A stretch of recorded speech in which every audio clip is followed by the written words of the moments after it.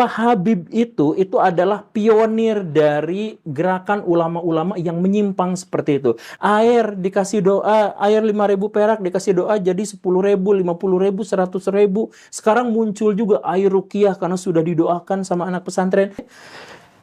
Stoplah, udah cukup lah, kok malah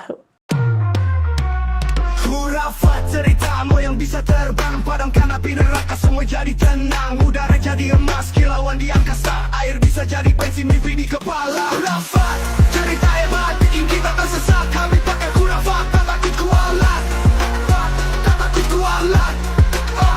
kalau misalkan kita lihat di medsos, Islam itu adalah yang paling dihujat di antara orang-orang free thinker, orang-orang filosof, orang-orang apa, Islam itu paling dihujat. Nah, kenapa seperti itu? Salah satu hal yang paling pentingnya itu adalah karena Pak Habib Rizik itu mengaku sebagai ulama, dan Pak Habib Rizik itu kemudian menceritakan, mencitrakan kepada masyarakat secara umum bahwa ulama itu mudah menghakimi.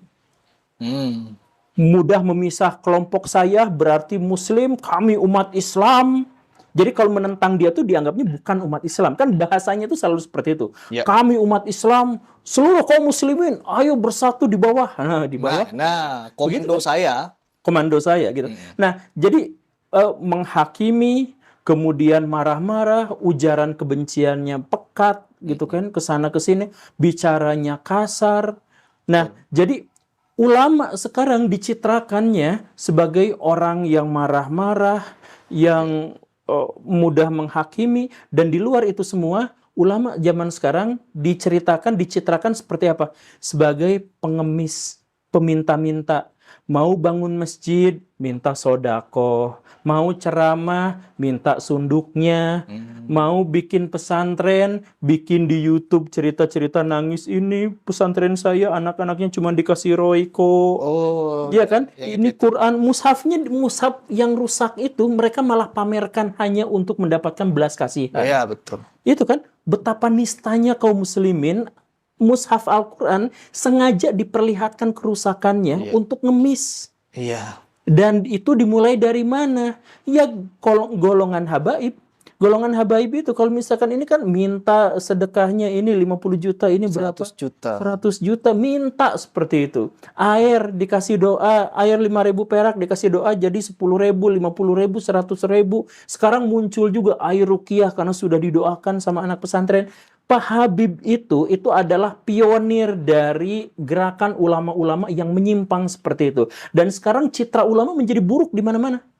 Gara-gara mereka itu. Iya, gara-gara. Coba kalau misalkan di zaman dulu tuh, kita nggak menemukan ada Kiai Haji Zainuddin MZ misalkan punya hater. Jual air berkah. Nggak jualan air berkah. Dan nggak ada hatersnya. Bersatu umat dalam satu kesatuan itu. Yes. Sekarang setiap ulama punya jamaahnya, satu sama lain menghujat satu sama lain menghakimi dan sebagainya. Sekali lagi Pak Habib Rizik itu bukan orang pertama dan bukan satu-satunya, tapi kita sepakat bahwa Habib Rizik itu membawa citra ulama yang seperti itu, yang bikin pesantren aja pakai tanah orang lain, nanti minta sedekah sama orang lain. Yang kabarnya mau digusur itu. Yang kabarnya mau digusur. Ya memang harusnya digusur karena itu bukan tanah beliau gitu kan. Memang ada buktinya ya? Ya mereka sendiri mengakui bahwa itu adalah tanah yang bukan milik mereka gitu. Mereka belinya dari orang-orang orang yang seperti itu. Nah, jadi please lah, citrakan ulama itu adalah ulama yang bukan minta sedekah tapi memberi, bukan marah-marah tapi memberikan pengayoman, bukannya memprovokasi orang untuk perang, untuk gorok, untuk menumpahkan darah dan sebagainya. Itu Pak Habib Rizik kalau mau lihat itu orang-orang Kristen radikal, orang Hindu radikal, orang Buddha radikal, orang ateis radikal, semuanya bersatu padu ngehujat Islam. Dan bagaimana cara menghujat Islam? Kutipan-kutipan Habib Rizik itu ditampilkan untuk menghancurkan citra dari orang-orang Islam. Nah, dengan sebegitu besarnya dosa Pak Habib Rizik, saya mohon maaf ya, saya harus menggunakan istilah ini. Dengan begitu besarnya, udah memecah belah di antara kaum muslimin, sampai NU pun pecah belah, antara pemerintah pecah belah dan sebagainya, bikin istimewa atas nama ulama padahal untuk kepentingan politik, kemudian membuat Islam itu dipermalukan, kemudian dia minta sedekah dan lain sebagainya, menghakimi orang dan sebagainya. Stoplah, udah cukup lah, kok malah Kalau misalkan sudah diredakan sama Allah Subhanahu wa taala, kekuatannya sudah dilemahkan, ya sudahlah tuh, mendingan Iya. Anggap itu sebagai teguran. ya anggap itu sebagai teguran, ya udah selesai gitu. Ini tapi masih koar-koar lagi, masih ngajak orang lain untuk ini. Coba Pak Habib Rizik dalam pidatonya yang kemarin terkenal itu, yang viral itu. Beliau sendiri ngaku, misalkan ketika bangsa dan negara ini chaos, beliau diam. Ketika kaum muslimin itu sekarang dimiskinkan, beliau diam. Tapi ketika golongan Ba'alawinya yang diserang, beliau langsung nantang perang. Ini kan udah kategori asobiyah. Iya. Asobiyah itu adalah salah satu dosa paling besar, di mana dia marah karena golongan, dia benci dan mencintai karena golongan. Seharusnya kan karena kebenaran, karena agama.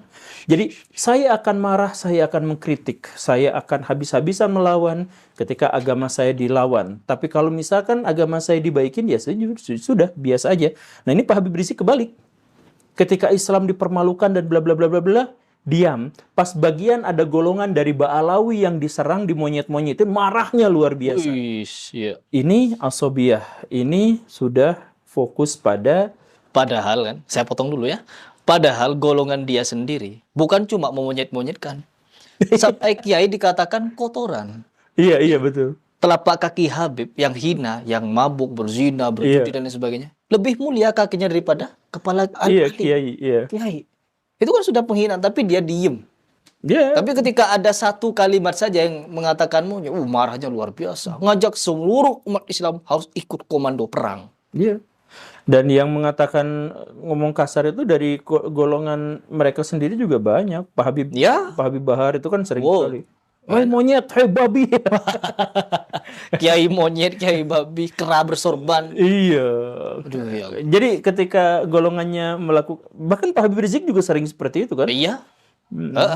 Kepada Pak Presiden, saya tuh kritikus terhadap Pak Jokowi, tapi saya nggak pernah akan ngomong memanggil beliau dengan sebutan binatang. Iya, enggak. Iya. Bahkan saya nggak nyebut Mulyono gitu. Ya enggak.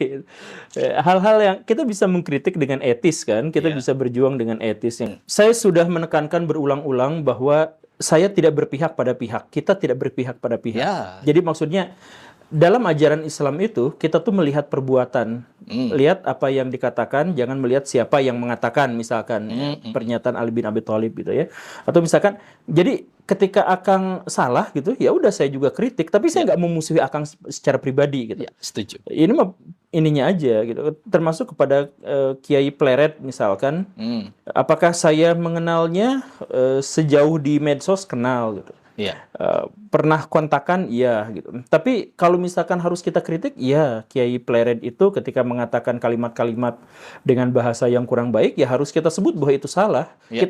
Kita tutup mata, tutup kuping terkait dengan hubungan dengan kita. Tapi kalau misalkan dia melakukan tindakan yang bertentangan dengan etika, ya kita sampaikan bahwa itu keliru gitu. Sesederhana itu. Termasuk juga kepada Pak Habib Rizik.